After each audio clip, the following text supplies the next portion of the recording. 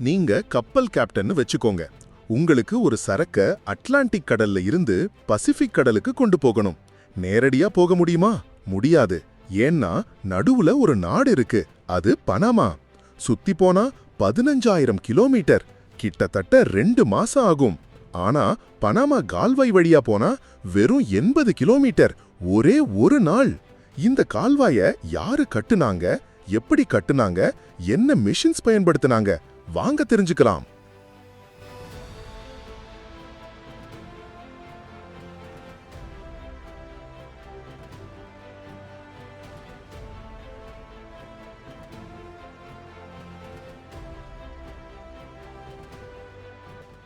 கப்பல் மலையை தாண்டுவது எப்படி? பனாமாவுல நடுவுல ஒரு மலை இருக்கு. கப்பலால மலையை கடக்க முடியாது, அது எல்லாருக்கும் தெரியும். அதனால இன்ஜினியர்ஸ் ஒரு ஸ்மார்ட் ஐடியா பண்ணாங்க. அதுக்கு பேர் லாக் சிஸ்டம். இத சிம்பிளா புரிஞ்சுக்கணும்னா, ஒரு பக்கெட்ல தண்ணீர் போடுங்க, ஒரு பொருளை போடுங்க, அது மிதக்கும் தானே. தண்ணீர் அதிகமாக ஆகும்போது பொருள் மேலே போகும், தண்ணீர் குறையும் போது பொருள் கீழே வரும். இதே பிரின்சிபிள். லாக் என்பது ஒரு பெரிய கூண்டு மாதிரி. கப்பல் உள்ளே நுழையும், கதவு மூடும், தண்ணீர் நிரம்பும், கப்பல் மேலே எழும்பும், அடுத்த லாக்குக்கு போகும், மீண்டும் மேலே போகும். இப்படி 3 முறை செய்தால் கப்பல் 26 மீட்டர் மேலே போயிருக்கும். மலையை தாண்டிவிட்டது. மறுபக்கம் 3 லாக்ஸ் வழியா மீண்டும் கீழே இறங்கும். சிம்பிளா சொல்லணும்னா லிஃப்ட்ல இறங்குவது மாதிரி, ஆனா கப்பலுக்கு. ஏன் பிரான்ஸ் தோத்தது? 1881ல பிரான்ஸ் நாட்டினர் இந்த கால்வாய கட்ட வந்தனர். அவங்களுக்கு நம்பிக்கை இருந்தது, ஏன்னா சூவேஸ் கேனல் அவங்களே கட்டினாங்க. ஆனா ஒரு விஷயம் அவங்களுக்கு தெரியல. இங்க உண்மையான எதிரி மண் இல்ல, மலை இல்ல. உண்மையான எதிரி கொசு. எல்லோ ஃபீவர், மலேரியா, இந்த நோய்கள் பரவின. 22,000க்கும் அதிகமான தொழிலாளர்கள் உயிரை இழந்தனர். பணம் தீர்ந்தது, நம்பிக்கை தீர்ந்தது, பிரான்ஸ் கைவிட்டு போனது. 1904இல் அமெரிக்கா வந்தது. அவங்க முதலில் கட்டடம் கட்டவே இல்லை, முதலில் நோயை தோற்கடித்தனர். டாக்டர் வில்லியம் கார்கஸ் என்பவர் ஒரு பிளான் போட்டார். மழை நீர் தேங்காமல் பார்த்தனர், மண்ணெண்ணெய் தெளித்தனர், கொசுக்களை அழித்தனர். நோய் கட்டுக்குள் வந்தது. இப்போது மண் தோண்டும் வேலை தொடங்கியது. ஆனா ஒரு பகுதியில் பெரிய பிரச்சனை வந்தது. குலேப்ரா கட் என்ற இடத்தில் மலையை நேரடியா தோண்டணும். தோண்டுவார்கள், மண் சரிவு வரும். மீண்டும் தோண்டுவார்கள், மீண்டும் சரியும். 10 ஆண்டுகள் விடாமல் முயன்றனர். இறுதியில் வென்றனர். ஸ்டீம் ஷவல், மண் தோண்டும் இயந்திரம். பனாமாவுல மண் மட்டும் இல்ல, பெரிய பெரிய கற்பாறைகளும் இருந்தன.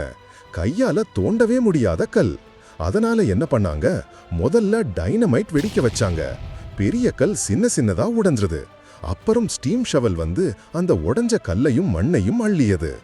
ஒரே ஒரு அள்ளல்ல 2 டன் மண். இந்த மெஷின் நீராவி சக்தியால இயங்கியது. அதனால பேர் ஸ்டீம் ஷவல். 70 ஸ்டீம் ஷவல்ஸ் ஒரே நேரத்துல வேலை செஞ்சன. அந்த மண்ணெல்லாம் ட்ரெயின் வண்டிகளில் ஏத்தினாங்க. ஒரு மாசத்துல மட்டும் 8 லட்சம் டைனமைட் ஸ்டிக்ஸ் பயன்படுத்தினாங்க. டீ கிரேன், கான்கிரீட் ஊற்றிய இயந்திரம். லாக் சேம்பர்ஸ் கட்டணும்னா ஆயிரக்கணக்கான டன் கான்கிரீட் ஊற்றணும். அந்த கான்கிரீட்டை கையால எடுத்து போனா ஆண்டு கணக்குல ஆகும். அதனால அமெரிக்கன் இன்ஜினியர்ஸ் ஒரு புது மெஷின் கண்டுபிடிச்சாங்க, டீ கிரேன். இந்த கிரேன் பார்க்கும்போது வித்தியாசமா இருக்கும். மேல ஒரு சின்ன கூடு மாதிரி இருக்கும். அந்த கூட்டுக்குள்ள என்னன்னா ஒரு முழு ஸ்டீம் என்ஜின். அந்த ஸ்டீம் என்ஜின் ஒரு பக்கெட்டை தூக்கும். கான்கிரீட் நிரம்பின அந்த பக்கெட்டை 3 திசையிலையும் நகர்த்தும். முன்னே பின்னே பக்கவாட்டுல எந்த திசையிலையும் போகும். இந்த டீ கிரேனை ஸ்டீம் லோகோமோட்டிவ்ல பூட்டி நகர்த்தினாங்க. கையால கான்கிரீட் எடுத்து போவதை விட இது பல மடங்கு வேகமா இருந்தது. அன்லோடர், ட்ரெயின் வண்டி காலி பண்ணிய இயந்திரம். ஸ்டீம் ஷவல் மண்ணை ட்ரெயின் வண்டியில போட்டது. 20க்கும் மேல வண்டிகள் நிறைஞ்சன. இப்போ இந்த மண்ணை எப்படி இறக்குறது? ஒவ்வொரு வண்டியையும் கையால இறக்கினா நேரம் போகும், ஆட்கள் தேவைப்படுவாங்க. அதனால ஒரு சிம்பிளான கிளவர் பீஸ் கண்டுபிடிச்சாங்க, அன்லோடர். இது எப்படி வேலை செய்யுது? ஒரு ஸ்டீம் பவர்டு விஞ்ச் சுத்தும்.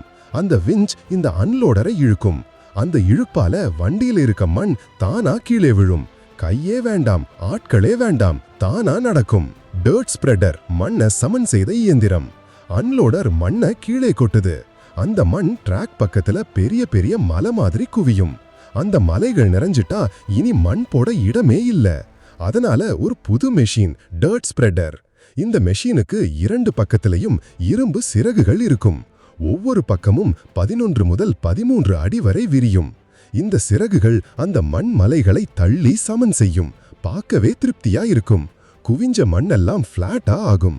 இப்போ மீண்டும் மண் கொட்ட இடம் கிடைக்கும்.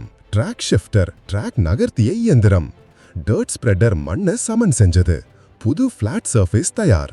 இப்போ ட்ரெயின் ட்ராக்ஸை அந்த புது சர்ஃபேஸ்க்கு நகர்த்தணும். ஆனா ட்ராக்கை பிரிச்சு மீண்டும் போட்டா 500 தொழிலாளர்கள் பல மாதங்களாகும். அதனால ஒரு ஜீனியஸ் மெஷின் ட்ராக் ஷிஃப்டர். இந்த மெஷின் ஒரு சின்ன கிரேனை வச்சிருக்கும். லோகோமோட்டிவ்ல பூட்டி நகர்த்தலாம். முதல்ல ஒரு செயின் யோக் ட்ராக்கை கீழே இருந்து பூட்டும். மேல ஒரு பூம் தூக்கும். இரும்பு ட்ராக் எப்படி வளையும்னு கேக்குறீங்களா?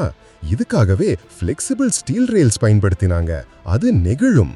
ட்ராக் மேலே எழும்பும், கீழே பூம் பக்கவாட்டுல திரும்பும். ட்ராக் ஷிஃப்ட் ஆகும். பிரிக்கவே வேண்டாம், மீண்டும் கட்டவே வேண்டாம்.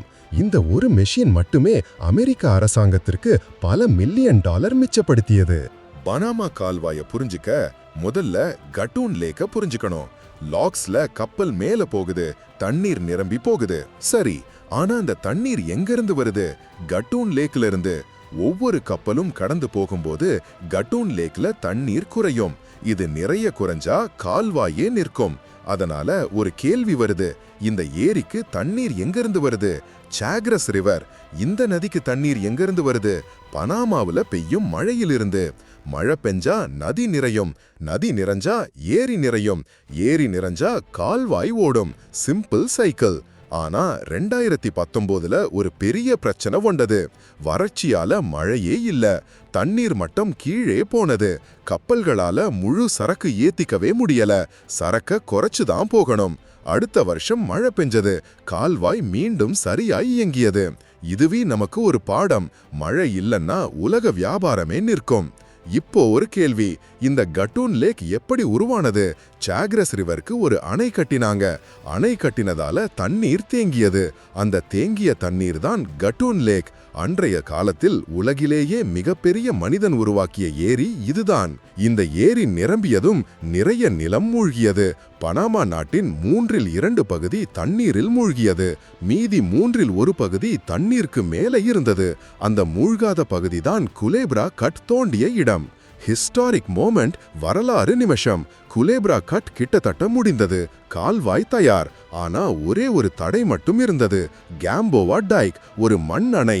இந்த அணை இருந்தவரை கட்டூன் லேக்ல இருக்கிற தண்ணீர் குலேப்ரா கட்டுக்கு வராது. இத உடைக்கணும். ஆனா எப்படி? 7000 கிலோகிராம் டைனமைட். அந்த டைனமைட்டை அணையில பதிச்சாங்க. எலக்ட்ரிக்கல் கேபிள் நெட்வொர்க் கடல் வழியா போட்டாங்க. 6000 கிலோமீட்டர் கடல் வழி கேபிள். அந்த கேபிள் போய் எங்க முடிஞ்சது தெரியுமா? அமெரிக்கா ஜனாதிபதி உட்ரோ நில்சன் கையில இருந்த ஒரு பட்டன்ல. அக்டோபர் 10, 1913 வில்சன் அந்த பட்டனை அழுத்தினார். சிக்னல் கிளம்பியது. கடல் வழியா பயணம் தொடங்கியது. 4 வினாடிகள் மட்டுமே ஆனது. 6000 கிலோமீட்டர் கடக்க. சிக்னல் பனாமாவை தொட்டது. ஸ்பார்க் கிளம்பியது. பூம்! கேம்போவா டைக் வெடித்தது.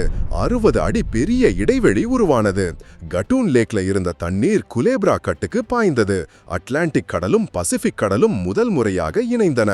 இது வெறும் அமெரிக்காவின் பெருமை மட்டுமில்லை, மொத்த உலகமும் கொண்டாடியது. கடைசியா ஒரு அதிசயமான விஷயம் சொல்றேன். கால்வாயில இருக்கிற கதவுகள் பாத்தீங்களா? அவற்றிற்கு பேர் மைட்டர் லாக்ஸ். இந்த டிசைனை யாரு கண்டுபிடிச்சாங்க தெரியுமா? லியோனார்டோ டா வின்சி. ஆமா, மோனாலிசா வரைஞ்ச அதே லியோனார்டோ டா வின்சி. சுமார் 500 வருஷத்துக்கு முன்னாடியே இந்த டிசைனை அவர் உருவாக்கினார். இந்த டிசைன்ல ஒரு ஜீனியஸ் விஷயம் இருக்கு. தண்ணீர் அழுத்தம் அதிகமாகும் போது கதவு தானாவே இறுகி மூடிக்கும். வேற எந்த கருவியும் வேண்டாம். தண்ணீர் அழுத்தமே கதவை பூட்டும். 500 வருஷம் பழைய ஐடியா இன்னும் உலகின் மிகப்பெரிய கப்பல் பாதையில் வேலை செய்கிறது. என்ஜினியரிங் என்பது இப்படிதான். ஒரு நல்ல ஐடியா காலத்தை வென்றுவிடும். இந்த வீடியோ பிடிச்சிருந்தா லைக் பண்ணுங்க. இப்படிப்பட்ட அதிசய வரலாறுகளை தமிழ்ல பார்க்கணும்னா சேனலை சப்ஸ்கிரைப் பண்ணுங்க. நாளைக்கு இன்னொரு அமேசிங் ஸ்டோரியோட சந்திக்கிறோம். தி ரைஸ் ஆஃப் எம்பயர்ஸ்ல பார்க்கலாம்.